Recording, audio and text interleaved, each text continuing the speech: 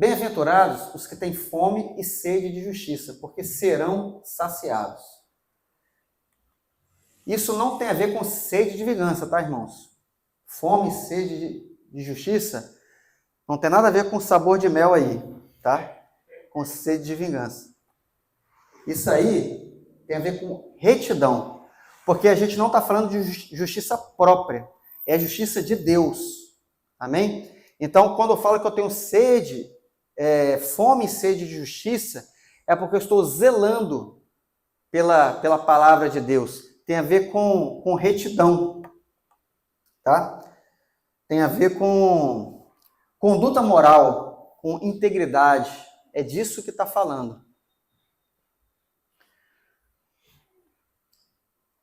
Vou pegar um exemplo aqui, ó. O texto está lá em João 2, 13 a 17, mas está aqui na tela. Estando próxima a Páscoa dos judeus, Jesus foi para Jerusalém e encontrou no templo os que vendiam bois, ovelhas e pombas, e também os cambistas assentados. Tendo feito um chicote de cordas, expulsou todos do templo, com as ovelhas e os bois. Derramou o dinheiro dos cambistas pelo chão, virou as mesas e disse aos que vendiam as pombas: tirem essas coisas daqui, não façam da casa de meu pai uma casa de negócio. Os seus discípulos se lembraram que está escrito: o zelo da tua casa me consumirá. Eu imagino que os discípulos devem ter tomado um susto. Eu acho que eles nunca tinham visto Jesus agir daquela forma. Jesus virou a mesa dos cambistas, né? Acabou com aquela farra que estava acontecendo ali, porque eles estavam fazendo daquilo ali um comércio, sabe? E é importante citar esse texto, porque essa é a verdadeira sede, fome e sede de justiça, tá? Porque Jesus está defendendo as coisas do reino aqui, sabe? E aí é importante dizer que não tem a ver com você ser omisso, tá? Você ser manso, a gente falou de mansidão lá atrás, não tem a ver de você ser manso, você ser omisso, tá? Jesus não foi omisso aqui, ele foi firme, tá? Então, tem essa questão aí. A gente não pode se calar diante da injustiça, diante de uma mentira. Então, esse exemplo de Jesus é muito importante para nós. Ser manso, mas não ser omisso. E, voltando aqui para o texto, também, bem-aventurados os que têm fome e sede de justiça. Não é simplesmente buscar a justiça. O texto fala aqui, ó, ter fome e sede.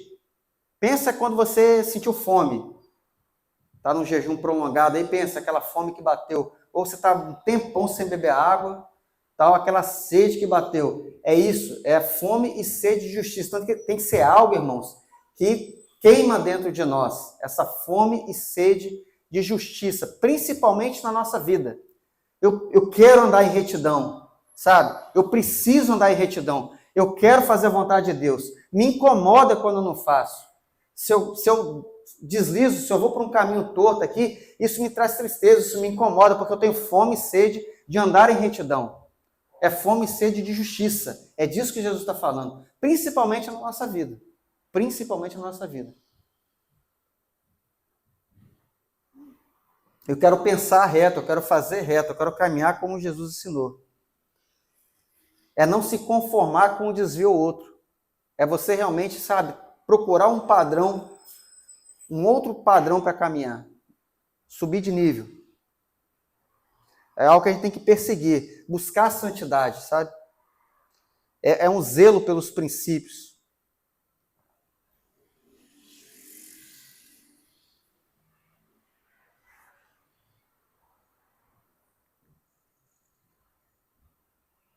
Porque eu afirmo que se a justiça de vocês não excederem muito a dos escribas e fariseus, jamais entrarão no reino dos céus. 5:20. Reino dos céus, tá vendo? Não tem a ver com salvação aqui, mas Jesus está falando, ó, se a justiça de vocês não exceder em muito a dos escribas e fariseus, vocês não vão entrar no reino dos céus, não.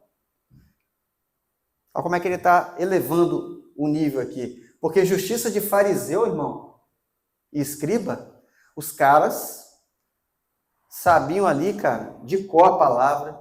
Os caras procuravam realmente andar na linha. Às vezes a gente tem até por conta de muita presepada que eles deram ali, né, na época de Jesus ali e tal, a gente coloca assim, como fosse até um xingamento, né, falar fariseu. Mas o cara ser fariseu e ser um escriba é um cara muito temente a Deus, um cara que conhece muito a palavra de Deus, um cara que sabe. O problema é que eles acabaram, né, indo por um caminho, alguns, né, foram por um caminho errado. E aí usaram aquilo como uma forma de alcançar influência, poder, por um caminho errado. Mas numa linha geral, o escriba, o fariseu, é alguém que merece muito o nosso respeito. Altíssimo nível. Quem dera que a gente chegasse no nível que esses caras estão ali. Então é algo que a gente tem que perseguir, tá? Se a gente chegar no nível de um fariseu, de um escriba... Eles amavam a lei mais do que as pessoas. Exatamente.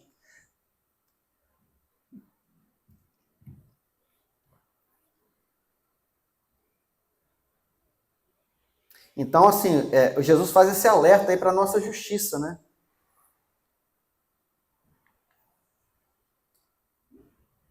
João 4,34. Jesus lhes declarou: a minha comida consiste em fazer a vontade daquele que me enviou e realizar a sua obra. Olha o exemplo de Jesus aqui. A comida dele era isso. Então, tem a ver com o que ele mesmo falou, né? Jesus, ele prega aquilo que ele vive, né? Então, ele está falando, você tem que ter fome e sede. Assim como eu tenho fome e sede, você tem que ter fome e sede de fazer a coisa certa. Então, fazendo uma paradinha aqui, nas quatro primeiras bem-aventuranças, a gente vai ver aqui que é algo progressivo, né? Primeiro, eu sou pobre em espírito. Isso me leva a uma dependência de Deus. Uma dependência do Espírito Santo. Então eu vou depender totalmente de Deus. Eu reconheço isso. Depois, um quebrantamento, que são aqueles que choram. Bem-aventurados aqueles que choram. Quando eu estou na dependência de Deus, na dependência do Espírito Santo, ele atua, ele fala comigo, fala ao meu coração e existe um quebrantamento. Meu coração não vai ser terra seca. E aí existe um autocontrole, porque eu sou capacitado. Eu sou capacitado, então eu tenho um domínio sobre a ira que eu sinto. Eu vou irar, mas eu não vou pecar. Eu vou ser manso. E eu vou andar em retidão, porque o próprio Espírito Santo vai me capacitar. Então, eu estou na dependência de Deus, Ele vai me ajudar. Eu vou me quebrantar em relação ao pecado, vou me arrepender. Eu vou andar com Ele, eu vou ter o fruto do Espírito, um autocontrole, e vou ter uma capacitação para andar em retidão. É algo que você vai subindo a montanha de fato, né? É algo progressivo. E aí, irmãos, eu quero destacar aqui, né, a ação do Espírito Santo. A todo momento, irmãos, a dependência dele. É a ação do Espírito Santo na nossa vida. É isso que vai fazer a gente alcançar as bem-aventuranças. Não tem atalho, sabe? Não tem outro caminho. Os misericordiosos.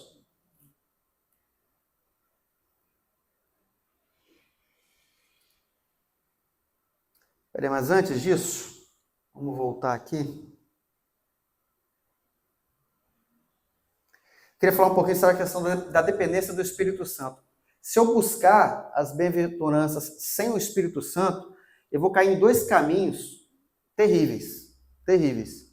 Um deles pode ser um otimismo superficial. Eu vou ter aquele otimismo, eu estou conseguindo, sabe? De repente você está lutando contra um pecado e você vai pelo esforço. Gastando todo o seu foco, seu esforço, na sua capacidade de lutar contra aquilo. Você vai até conseguir algumas vezes, mas logo, logo você vai desistir. Então, é um otimismo superficial. Então, irmão, o nosso esforço, o nosso foco não tem que ser na luta contra o pecado. A gente vai lutar contra o pecado, mas a gente não vai lutar sozinho. O nosso esforço é em buscar Deus. Gálatas 5,16 fala assim: enchei-vos do Espírito e não satisfareis a concupiscência da carne, os desejos da carne. Então, à medida que eu sou cheio do Espírito, eu vou estar capacitado, empoderado para fazer a vontade dele. E aí, irmãos, o fardo é leve. Uma coisa é eu tentar sozinho, Outra coisa é eu estar cheio do Espírito Santo. Então vamos gastar nossa energia em buscar Ele. Vamos buscar Ele, que Ele vai nos capacitar. Ele vai transformar a nossa vontade, Ele vai gerar em nós domínio próprio, Ele vai gerando isso em nós. Então, sem o Espírito Santo, o caminho é terrível. Um otimismo superficial, eu vou tentar sozinho, não consigo. Ou um desespero sem fim. Porque eu vou chegar uma hora que eu vou falar, cara, isso é impossível. Eu vou ler o Sermão do Monte 758 vezes, eu vou falar, eu não consigo, é impossível. O que Jesus está me pedindo aqui não tem condições. Muita gente acha que Deus é um Deus tirano quando lê a Bíblia, mas não entende que Ele não pede para que a gente faça sozinho. A obra é Ele que faz na nossa vida, irmãos. O problema é a pessoa querer fazer sozinho. Tem que haver uma dependência. É através do Espírito Santo que a gente vai conseguir ser transformado. É através do Espírito Santo que nós vamos ser santificados. É de glória em glória, à medida que a gente vai se achegando na presença dEle. Obrigado por assistir até aqui. Deixe o seu like, que isso ajuda bastante o canal.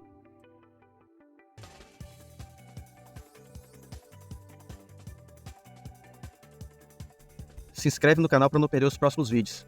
Deus te abençoe. Até lá.